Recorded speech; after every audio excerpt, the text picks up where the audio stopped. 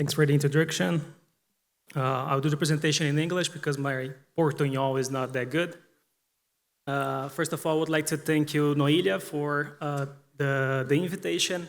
And also, I would like to thank Hacienda Sonora, Cori Café, and Café de Altura San Ramon for hosting us in those 2 days that we had for the field days. It was amazing to be together with you guys. So the intention here today is to bring some data over consumption, weather, also costs related to production in Brazil nowadays, and also the consumption that we are having in Brazil.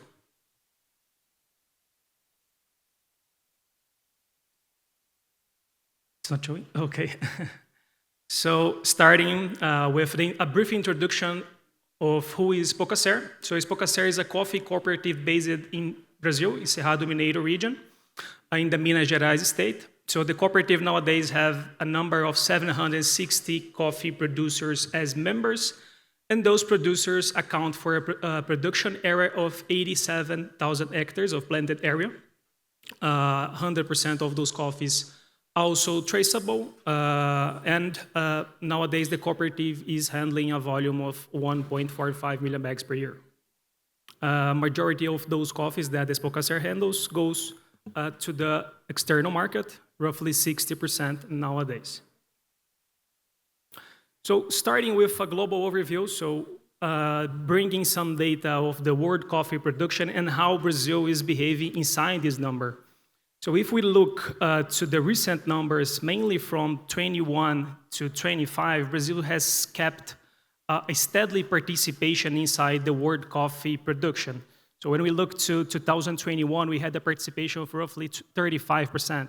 And this number has been kept this way, even though the production has increased. So Brazil was having an increase on participation since 2015, but when we reached 2021, this number basically was stable since then.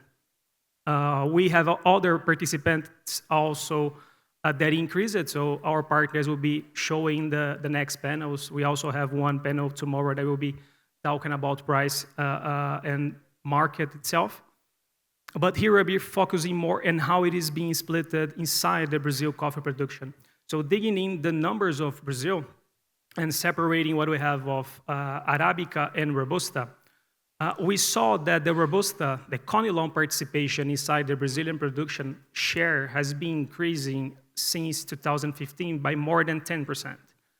So if we look, the number in 2015, we had a production of over 15 million bags, and we reached it now in 2025, roughly 27 million bags. So it's an increase of roughly 10% inside the Brazilian coffee output.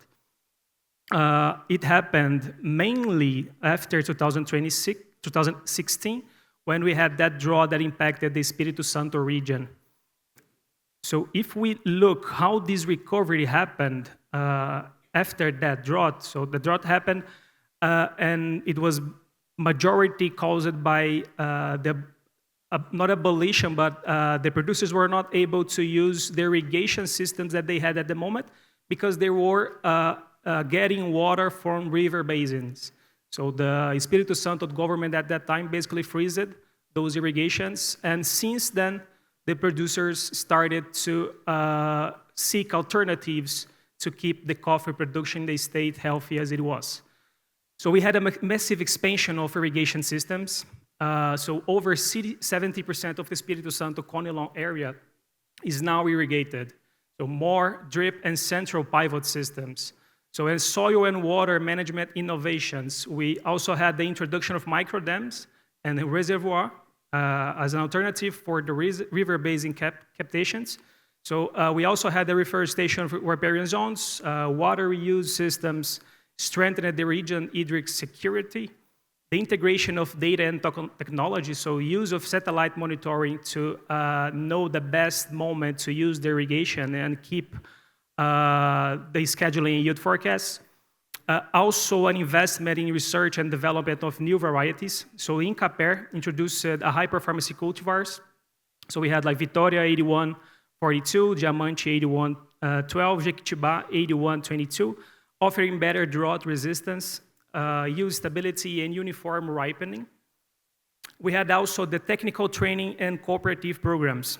Producers received guidance from INCAPER and local cooperatives, focusing on nutrient management, pruning cycles, and soil moisture retention.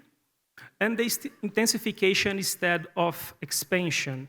So the productivity gains came primarily from the renovation and rejuvenation of existing fields, supported by the adoption of new and high-yielding and drought-tolerant varieties. So mainly through the work of INCAPER, that we were able to increase production without only increase area that we were producing at that time.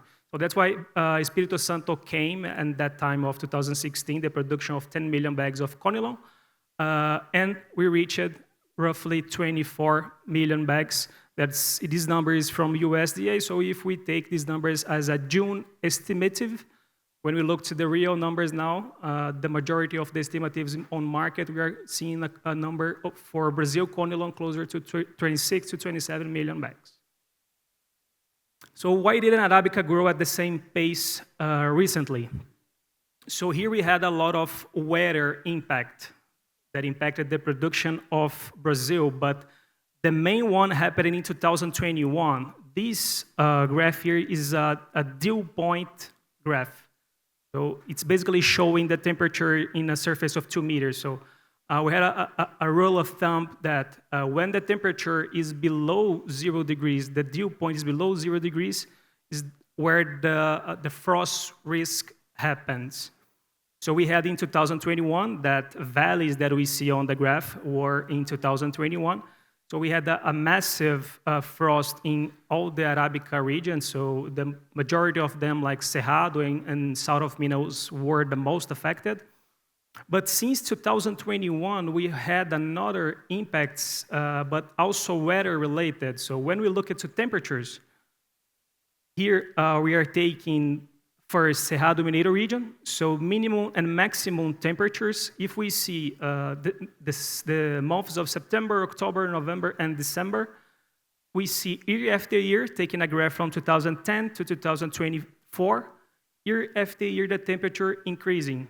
So as an example, if we take like the month of September, we had a minimum temperatures of 15 degrees in 2010, and we reached now in 2024 roughly 18 to 19 degrees as a minimum temp.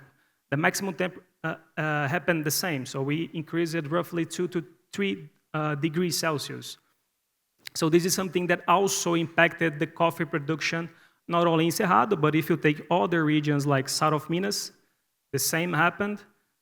Matas de Minas, also the same happened. So this impacted on the coffee output for the Arabica regions in Brazil.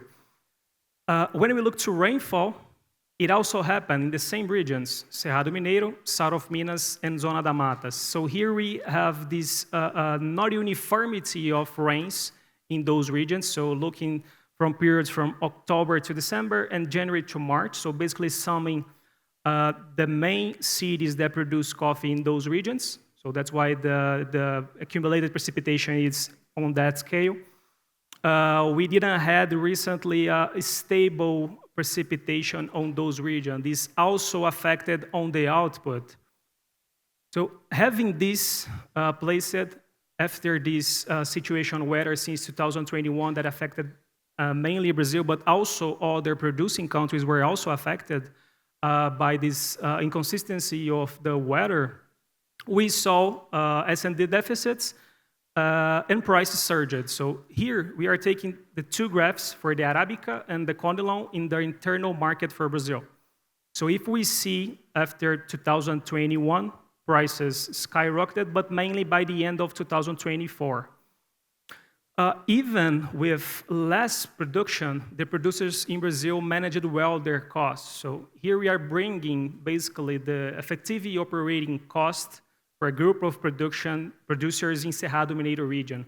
So here we can see that from 2019 to 2020 to this last biennium, 2022 to 2024, the increase of the costs was closer to 5%.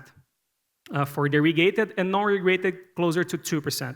So we saw that we see the cost of fertilization that increased in 2022, 2023, mainly due to the Russia and Ukraine situation that made all the inputs to increase attached to fertilization. The same occurred with pest and disease control.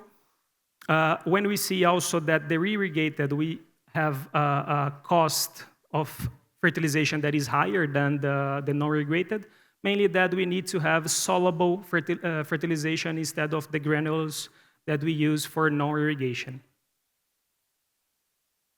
Here's basically converting the cost to bags, 60-kilo bags, and adding the indirect and accounting expenses. So basically, we are summing here also the depreciation. So when we look to the production cost for the non-irrigated, the partially irrigated, and the totally irrigated, we saw that also the costs were quite steadily over time. And here, in 2023, 2024, the selling price also had a pressure from previous forward contracts. So Brazil usually does forward contracts to hedge basically the costs. So the majority of the contracts for 2023, 2024 happened in 2020, 2021. So when we had the price surge in 2021 due to the frost, part of the production was already hedged. So this brought the average selling price below. So basically deducting the cost, the average selling price, we get to the net margin. So we saw that the net margin increased over time to reach 2024. But still, these numbers closed by the end of 2024, and the prices started to climb also by the end of 2024. So as we see in the last graph, the prices now in Brazil are closer to 2,500 reais per bag. So nowadays the currency is 5.3 reais per each dollar. So when we look to the average selling price, the market price now is basically the double of what it is at that time. So this dynamic of price, cost, and margin for the Brazilian producers is promoting the expansion, but not only the expansion, the renewal. So when we look the number of registered coffee plant nurseries in 2025, for Arabica, we had over 1,000 registered coffee plant nurseries in Brazil. And for the Robusta, we had 300 million plants produced in 2025, driven by new plantings and field renovation. So data that we have for the condylones is that we had a 6% area growth within 2025. So it's equivalent to a potential increase of 2 million bags. But if it was only expansion, we are seeing also a renewal of area for the condylone production also. So also a note, this data covers only the registered commercial or cooperative nurseries.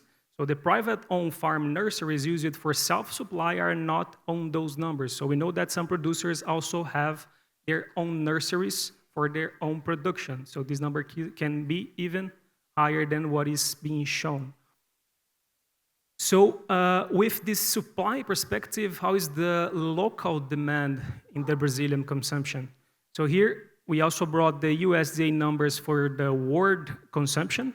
So when we look to the total consumption expected by the USDA in 2026, 2025, 2026, is 169 million bags. When we look to Brazil, we have been now so steadily since 2018, 2019, keeping the same number of 21, 22 million bags of consumption. So I decided to bring also a research that the Exus Institute, together with ABIC, which is the national institution of the local industries in Brazil, made, bringing a data sample of 4,200 respondents divided by gender, 45% men, 55% women, and also by age group, comprehending all the ages basically, with a confidence level of 99%, with a margin of error of 2%. So here we had two major questions that were made that I decided to bring up of, have you increased, maintained, or reduced consumption? So this research has been done since 2019. with the same sampling, same size of sampling, so keeping the same confidence level. From 2019, at that moment, we had 36% of the respondents relating increased consumption, 57 maintained consumption, 7 reduced. Figures change a little bit for 2021, but the point of attention is 2025. Only 2% respondents related increasing consumption, 74% maintained consumption, and 24% reduced consumption. So it's the highest number from this historic series. So 24% stated that they reduced their coffee consumption.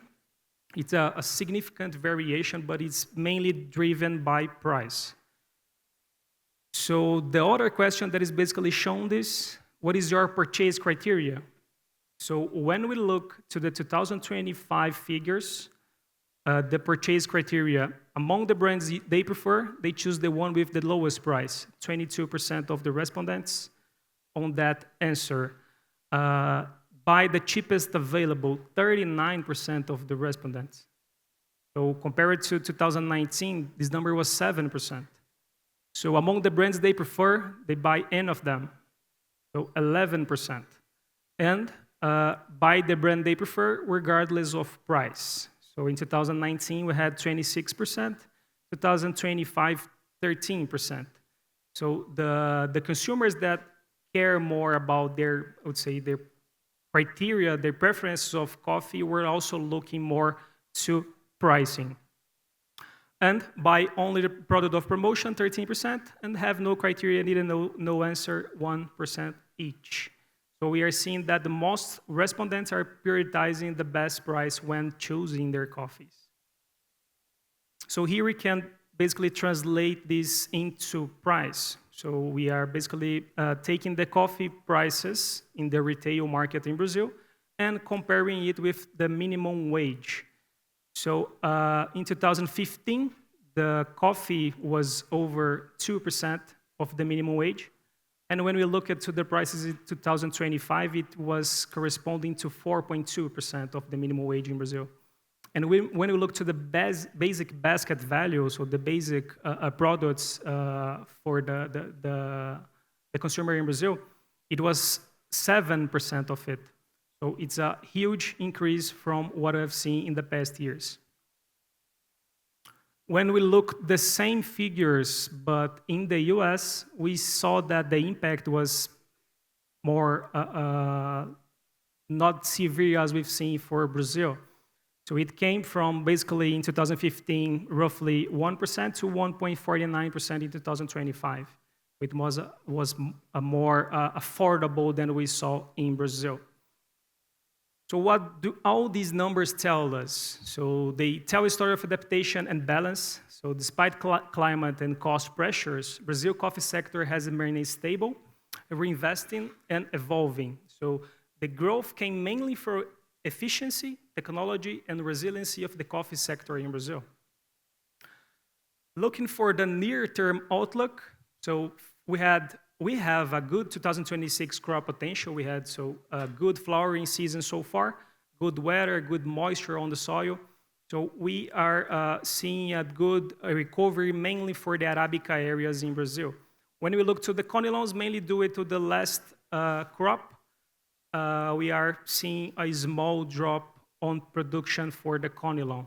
But the expansion for the Robusta continues. So new planting in Espírito Santo and Rondônia are maturing, reinforcing Brazil's structural supply base for its years to come.